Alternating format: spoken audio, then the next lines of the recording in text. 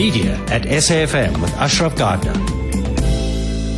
Right, so from one sort of internet-based thing to another, which is the what a name, Joburg's Darling. I like the name, by the way. Why that? It. I absolutely love it. I thought if you're going to be an expert on what to do and where to go in Joburg, why not just be Joburg's Darling? Okay, well, I'm not too sure whether we're chatting about you or the website or your blog in this case, but it's certainly someone we need to talk about. Shelli Nurcombe, who's the MD, first of all, of Velocity Media, and then the editor of, joburg.co.za, the website, and then this Joburg's Darling blog. Let's talk about the blog. It's a year old, right? Absolutely. We've just turned one. Okay. Tell me the who, what, when, where, why of it. Well, we started off, we realised that we had so much to communicate about what's going on in Joburg. And I think people living in Cape Town think that they've got it all. And we realised that there's a lot going on in Joburg. But we also felt that we needed to focus on one specific venue per day. You know, when you send out a newsletter, there's so much that gets lost in the clutter.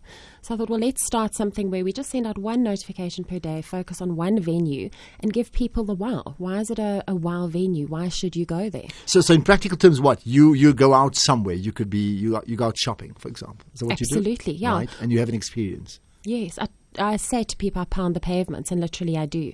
You know, I'll get a lead about where to go, or I'll just drive somewhere, you know, a lesser known area, and I'll visit shops and I'll see what I like. I sling my camera over my shoulder and off I go. We only write about what we like. I think life is too short to moan about things that. So you don't write about like. what you dislike, which is interesting. I don't. I think I'll start using our Facebook page for just a heads up on venues that I don't like, so people get a warning so that they don't waste time.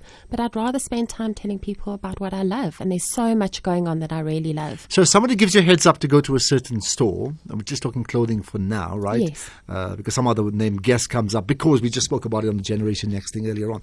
And you go to that store and you sort of try and pick up a vibe. And if you don't like what you see, you don't write about it. I don't write about it, absolutely. Okay. So I tend to try and slip under the radar as much as possible so people don't know that I'm coming. I'll step in, I'll have a look. I'll have a look at the clothes, or I'll try the food, see what the service is like. And if I think this is worth talking about, you know, it's about, for me, it's about trust. You know, if people are reading what you have to say on a daily basis and they think, wow, I can actually trust this person, you develop a name for yourself as somebody that's got integrity, it's an authentic experience. So for me, I take it quite seriously. So how well is it done in the year that you've done just that? Well, for me, it's done incredibly well. We've got 6,000 unique readers a month. And I think, you know, a lot of those people are coming on every single day to have a look at what we have to say. But 6,000 people in Joburg find it valuable and want to come in. That's amazing, eh? It is. It's phenomenal. We've got 2,000 people who subscribe to the notifications. So they'll want to get just a brief notification in their email box, just saying this is what we've loaded, with 2 lines about that daily find. And we find between 30 and 40% of those people will click through every day, which is also, in terms of industry standards, that's huge. It's enormous. But I think we've earned that right. You know, people say you have to earn the right to speak. I think we've earned that right. We've so shown them over how a year. did you? Meaning, because I'm pretty sure when you just started it, okay, the fact that you've already had the Joburg.co blog or website, I understand that gives you a shoe-in compared to other people, right? But still, when you start this new product for yourself, how did you get the buy-in of people to want to follow it?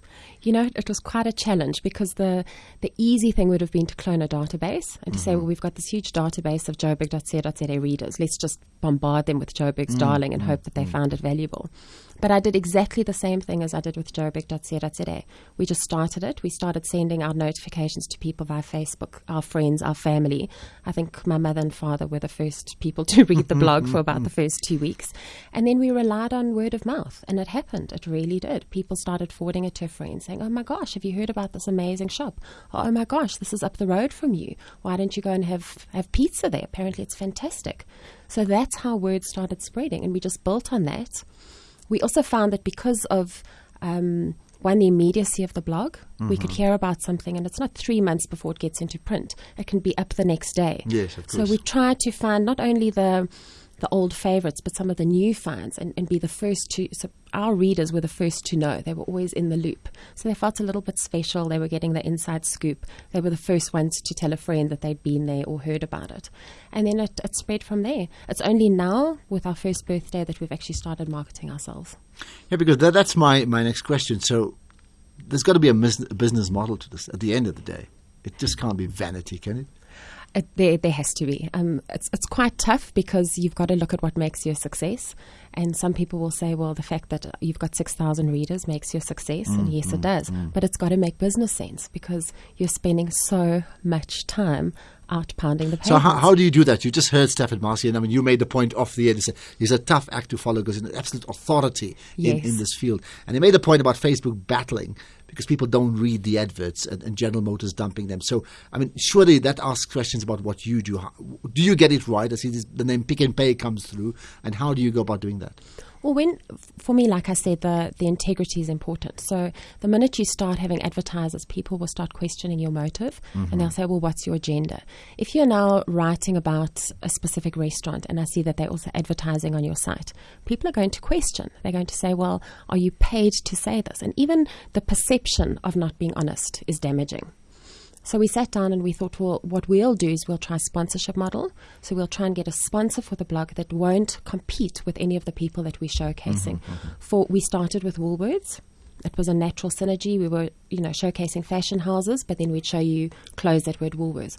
We'd showcase go and eat at a restaurant. This is fantastic, but Woolworths has also got an eat in for 4 special. We've now switched to Pick and Pay, and it's the same thing. There's no competition, but we speak quite openly to people and we say nobody pays to appear on the blog and we make money from Pick and Pay. But you say there's no competition. I mean, are you writing about Pick and Pay or not? No. So what? But if you don't, I mean, isn't that crazy from a Pick and Pay point of view? Well, because the truth is, Pick and Pay, it would be one of the go-to places that people would want to shop if they want, groceries. The only thing we've ever written about Pick and Pay is their Good Food Studio, and that was their cooking experience, and we loved it. But what we said to them is you have sole advertising, so you are the only people that we will push. We've tried to get them to make their banner adverts as relevant as possible. So we're saying these are the things that we're writing about. We're writing about food, experiences, places to take children, clothing, etc., to try and make them develop their banners around the content. So people who'll go onto the site and say, I'm looking for a place to go, there's a natural synergy to saying, oh, look, Pick and Pay has got specials on XYZ. I think if you're going to go the banner advertising route, you've got to make sure that the advert will appear to your targeted audience. And that's where a lot of, I think, advertising agencies are going wrong. And I think when blogs aren't going to make money. So, but you then have, contrary to the norm of having multiple advertisers, you have just one. So just one. It was on the Woolworths blog. Before, it's Pick and Pay now. Correct. And unless that ends, that's it, it's Pick and Pay. So if somebody else knocks on your door, you'll say you're on hold. Absolutely. They'll have to wait until Pick and Pay's contract expires.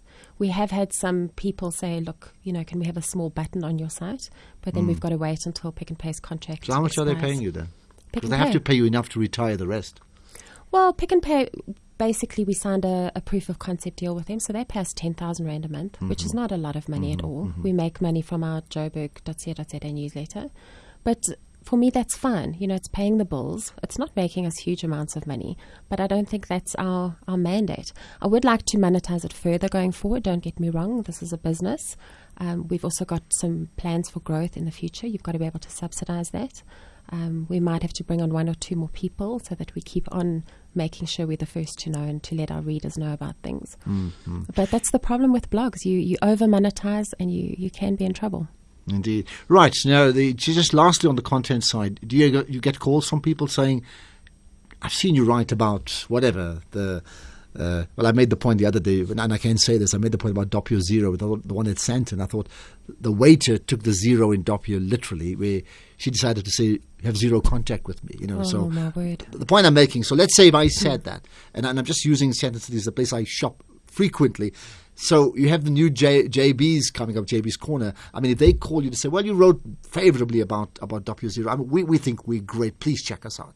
What would you do? Absolutely, we'd go. We just say up front that we only write about what we like. So, we'll come, we'll have a look, we'll check it out. If we like about it, we'll write about it. If we don't, we have absolutely no obligation to do so. So we're quite upfront about it. And you do turn them down? We do. I've turned down quite a few people. I've been to review places where they've invited me, they've hosted me, and I've said to them at the end, I'm sorry, I just don't feel this is worth raving about. Feel free to invite me back in a few months' time, and I'll come check it out again. Well, I'll tell you what, I surfed the net yesterday, checked out Joburg's Darling, and for now, I recommend it. So I think you need to read it and then give us your views about it. Very, very interesting indeed, and maybe it'll just change your shopping habits, which is probably what you want anyway. Thank you so much. Well, there we are. Shelli Nurcombe Thorne, the MD of Velocity Media, but more importantly, the editor of Joburg's Darling. And it's just called joburgsdarling.co, is that right? That's correct, yes. No apostrophe, nothing. No of that sort. apostrophe. Okay. Good meeting up with you and best of luck for the future. Thank you so much. Indeed.